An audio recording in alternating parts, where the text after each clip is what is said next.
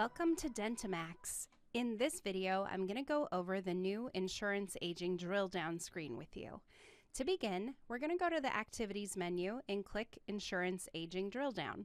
That will open the screen for your access. Once you're here, please take notice that at the top of the screen there's different filter options available for you to use. You can either sort this screen by primary or secondary insurance claims, and you can sort the screen according to the aging bucket that you want to work. For example, I'm going to select primary insurance claims, and I want to look at the claims that are 120 plus days old only. You can select multiple categories if you want to see all claims at the same time. The purpose of this screen is to be able to work your outstanding claims that you haven't received payment on from a functional screen instead of running a report and having to tag team back and forth with the software. So we built this screen in order to organize all the data for you into a workable screen.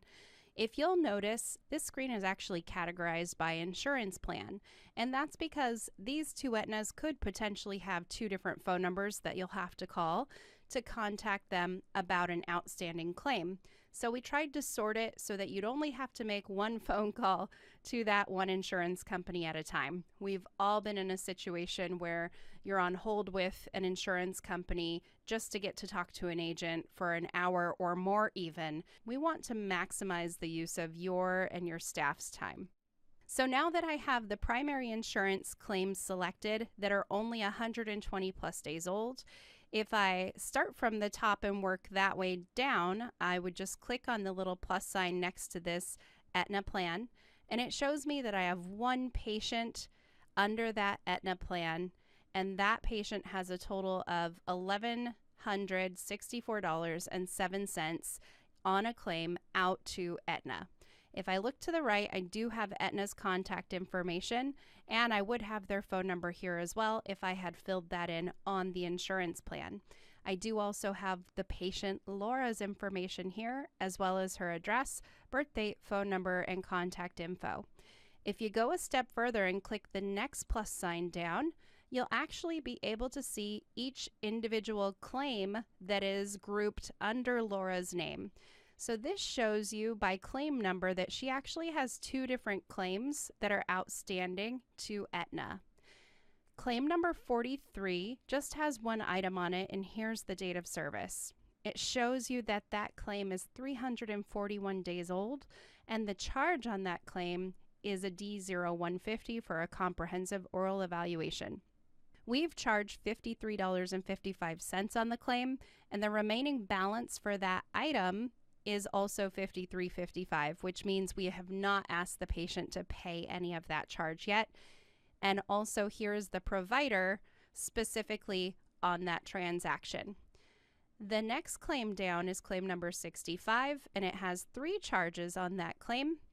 If you look over here to the side, you can see the three individual codes and then the total remaining balance for each item and the provider once again.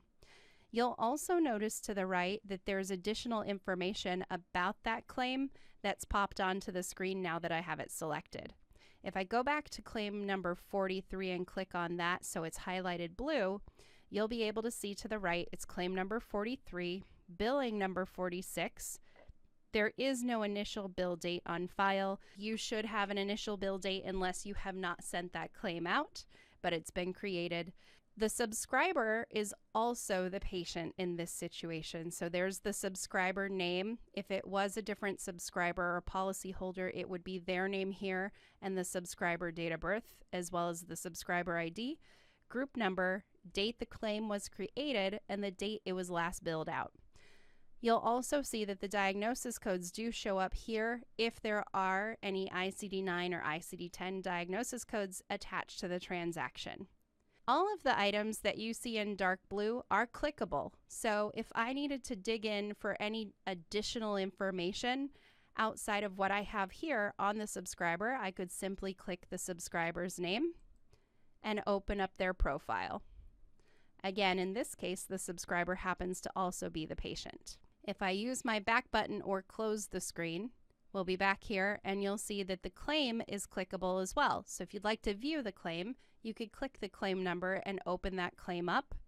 check the billing information, and proceed from there. The patient name, once again, is also clickable. So all the information you'd normally have to go looking through a system for in order to talk to the insurance rep about the claim is all listed right here on this screen and in this side section to the right. Additionally, in the bottom right corner, you do have a space to make notes about who you talk to at Aetna about the claim. Put a date and time stamp in by right-clicking, and then make your note about what the status of the claim is. For example, Sally at Aetna said they did not receive the claims and asked me to fax them in to this number. I've completed this task. So now another 2 weeks goes by, and if you don't receive payment, you can pull up the claim and pull up your note and see who you spoke to, the date and the time, and what the outcome of that conversation was. Let's look at another example of a different plan. I'm going to jump down to a company that has a high dollar value and maybe focus on collecting more money quicker. So looking at MetLife, they've got a total of $8,118 that was submitted in claims, which is the highest amount that you see on this screen. So I'm going to focus on that one. I'll click the plus sign to the left. And under MetLife, that MET01 plan, I see I have 3 patients. Once again, Laura Cotton, Brenda Love, and just a test patient. If you click the patient's plus sign, you once again get to see all of the claims that's outstanding to that insurance company, all of the charges, the fee charged, and what the remaining amount is. Because a lot of these items have $0 remaining balances, that tells me that maybe we did get paid, but the claim didn't get closed for whatever reason. Somebody didn't say yes to close that claim out or post the dollar amount properly. If you do look to the right of the screen, once again, you can see the contact information up here for that insurance company, specifically for that insurance plan, the patient's information, the claim number, and the subscriber information. You can also see that there is a note here that somebody had called and spoken to a rep at MetLife on 3/6/20. If we want to look at the next patient on the MetLife MET01 list, we simply minimize by clicking the minus sign on Laura and go to Brenda and click the plus sign to the left, and we have Brenda's charges there once again.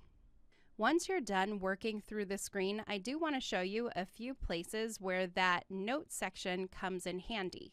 If we go to the claims screen, there is a status you can add to the screen called Notes. If you don't have this option on your screen yet, you can go to the options menu and click Customize View. Find the Notes section here alphabetically on the left-hand side, and then simply move it over with the arrow to the right so that it shows up on the right-hand side in the viewed fields. Once you're finished adding it to the screen, you'll click OK. The Notes column can be moved and reordered to any space you wish, and this is where you'll be able to view the notes that are on that claim. For example, if I'm looking at Melissa Hernandez's claim, I could look at that from the insurance aging drill down screen, but also on the billing tab, the notes will show up here as well. Let's say I just spoke to somebody. I can go ahead and add a note that I just spoke to Jesse at Aetna, claim was received and is under review. Save my changes, and that note will appear under the Customize View section of my claim screen. Once again, the note carries over to the claims window, the claim itself, and also the insurance aging drill down screen. We hope that all of your insurance people and billers are able to utilize this screen in a way that maximizes their time much faster than printing out and writing on a report, and that you'll be able to get through your outstanding insurance claims in a quicker manner. If you have any additional questions, feel free to contact us at 1-800-704-8494 or email training@dentimax.com. Thank you.